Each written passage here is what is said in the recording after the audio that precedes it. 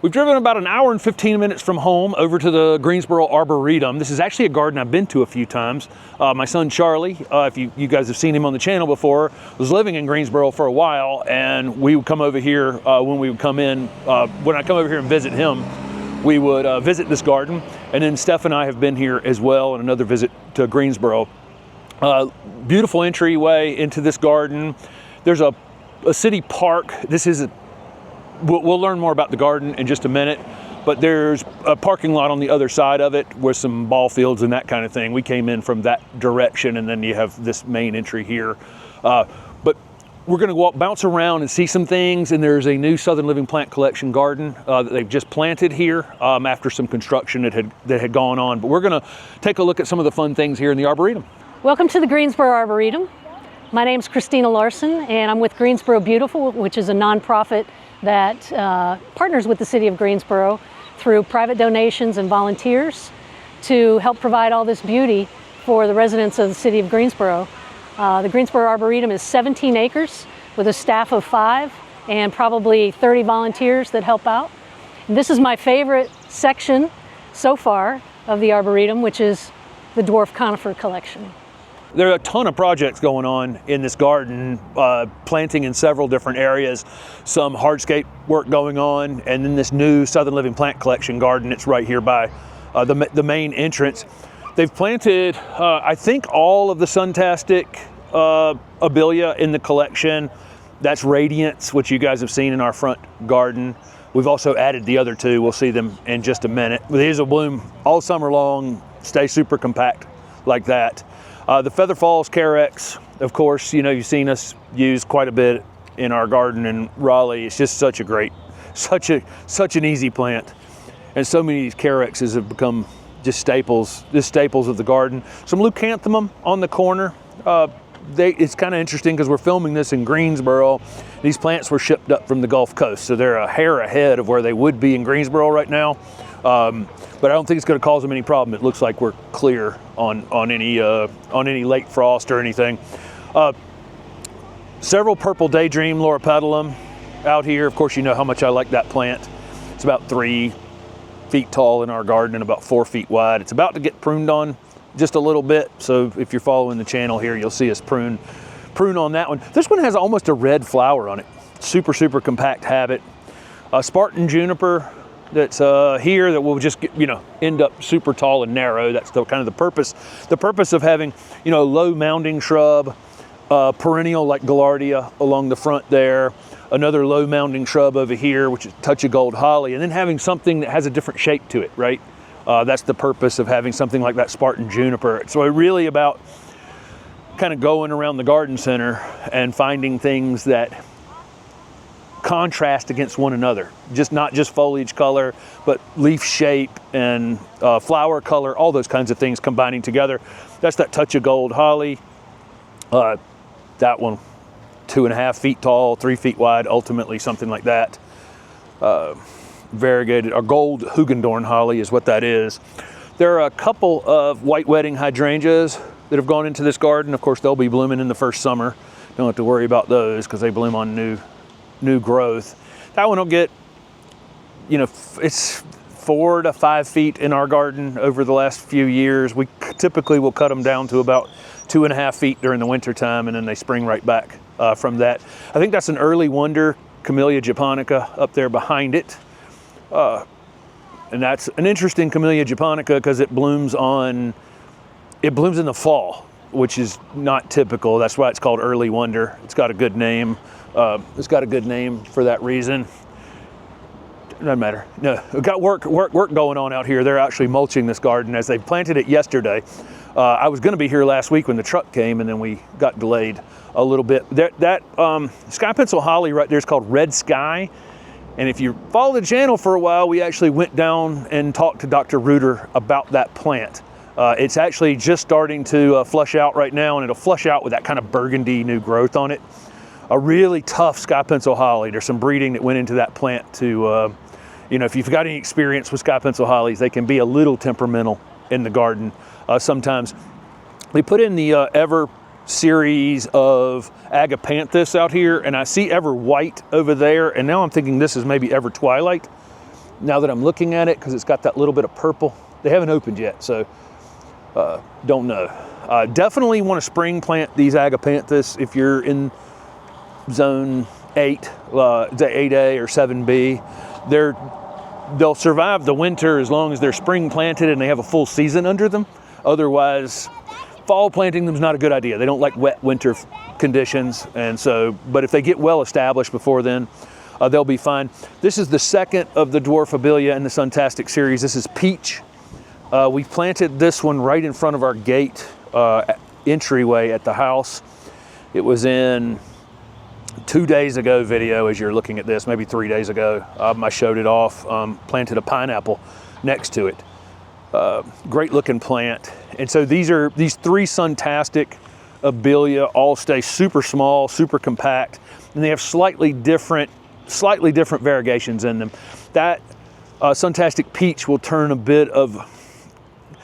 it'll turn colors kind of like kaleidoscope a little bit during the winter time. It gets kind of that orangey hue to it, but I think it's a little better behaved overall because kaleidoscope can get them a lot of those spiky growth in it.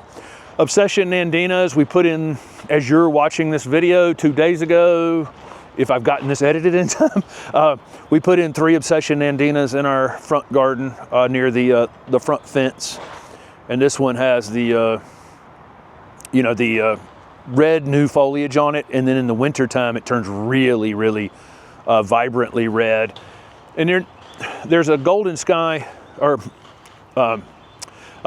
golden Oakland holly toward the back. And again, that's another example of something tall and narrow, toward the back that gives you something to, some sort of backdrop. Imagine there's a couple missing things in here. She was asking me where to find a couple things earlier. So there are a couple holes still in the garden.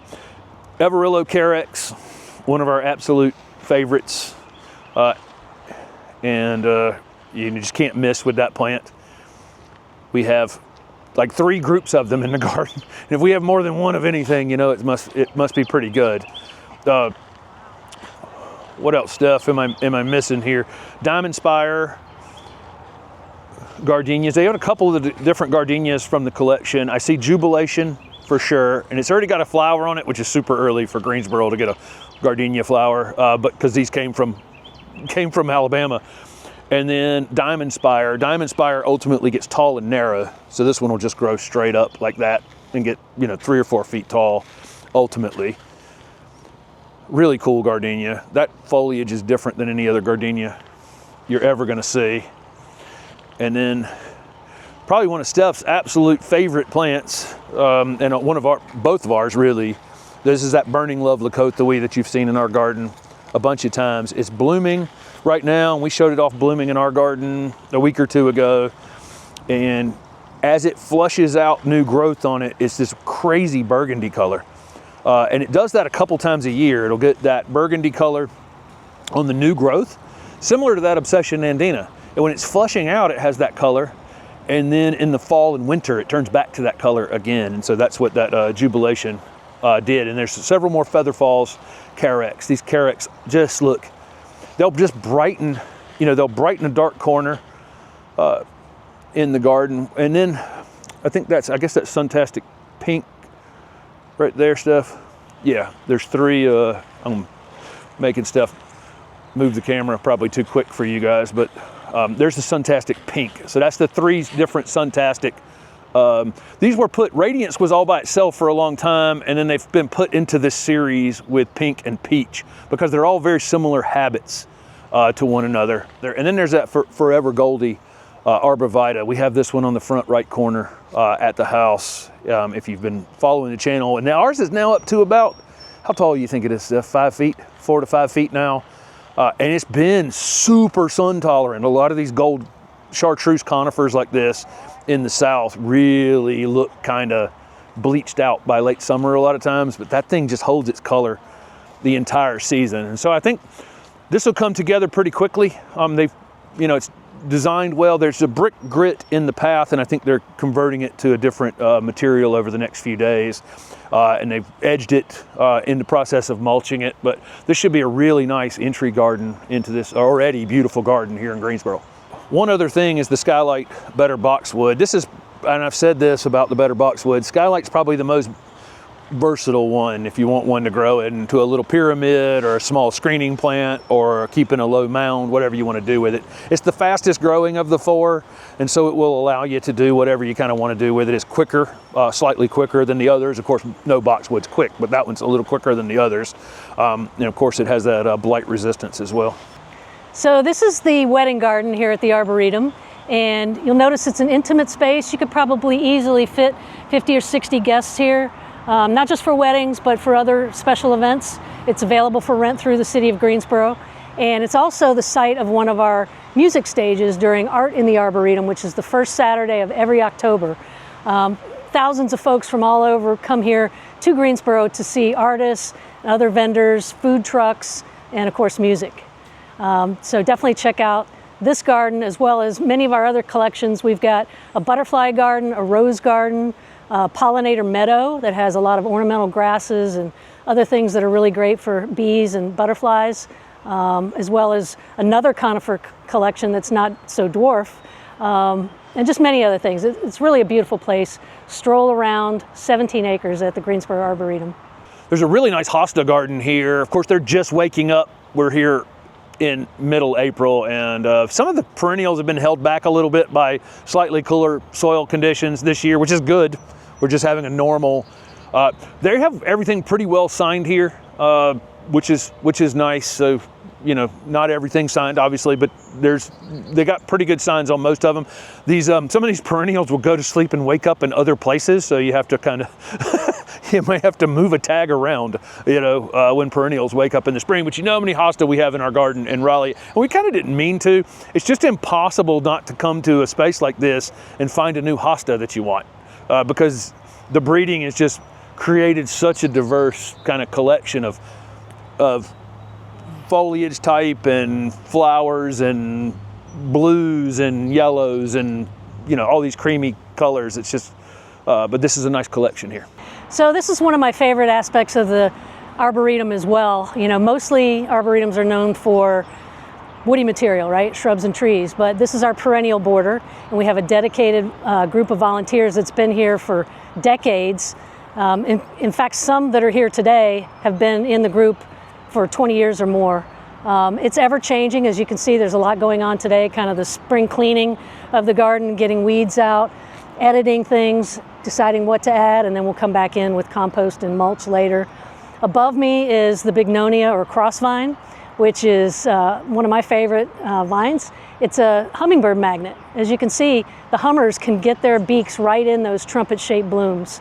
So it blooms about the time the hummingbirds arrive here in Greensboro, which probably is not coincidence. One thing you could definitely get from this garden if you live in the Triad or anywhere like this Zone 8A, 7B area from Richmond down to Atlanta is they have a lot of mature shrubs here. And they have a kind of mature sun shrub area that has just great examples of what shrubs will actually become if they're just kind of, they're left alone with a small amount of tending to them. This was Viburnum opulus roseum, which we did if you're following the channel, we did a video on the, I think it was 25 different viburnum a week or two ago, and I talked about this plant, but I didn't have one in the video. This is a sterile version of Viburnum opulus. Great plant, and I sold this thing for years. This is kind of the smaller growing of the of what we would call the snowball viburnum, you know, and this one's still 8 feet tall, so it gives you some idea, you know, by coming here you can see how big things actually get in the garden. They've got a great viburnum collection and several other things, and there's some lilacs here that are in bloom, so that's a pretty good indicator because we don't get a lot of winter cold here. So if it's a lilac that happens to be blooming here, you know, rather than going to some place and buying one off a table necessarily that's in bloom because it was forced somewhere, you could come here, get the name of one that will actually grow here. This is the thing about visiting these gardens, and know that they get enough chill hours here to have them bloom every year. So there you go. There's some of the things, you know, beautiful things at the Greensboro Arboretum. Really like this place. I've been through here several times. It's in this interesting floodplain along a creek. So you have this creek that kind of winds its way through the entire place. And I think there's some fertility here, probably based on the fact that it's flooded, you know, over the years. And so the plants are really look great. They're doing a great job of taking care of them, obviously, with their volunteers and everybody. But there's also, I think this soil definitely has the benefit of having occasionally laid out some nutrients over time beside a creek like this. So there you go. Thank you guys so much for following along.